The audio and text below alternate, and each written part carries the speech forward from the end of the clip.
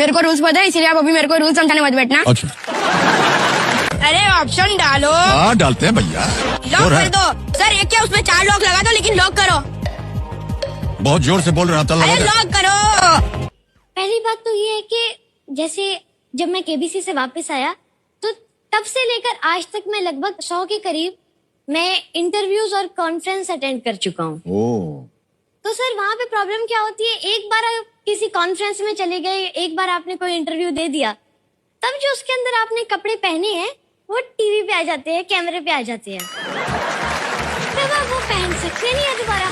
नहीं तो लोग सोचेंगे कि इसके पास तो कपड़े भी नहीं है, इसने तो यही से कपड़े पहन लिए। तो उसकी वजह से सर मेरे कपड़ों का बजट बहुत बढ़ गया है सर। ये जो कोट है ना सर, केबीसी से आने के पहले मैंने अभी कुछ ही दिन पहले सिलवाया है अभी कोट। अच्छा। हाँ जी सर, क्योंकि जो मेरे दूसरे कोट थे सर वो पहले ही कैमरा पे आए हुए थे, तब उनको फिर से ले आता तो बोलना बड़ा भारी सेलिब्रिटी है, कपड़े है नहीं, तो फिर वो होना नहीं चाहिए काम।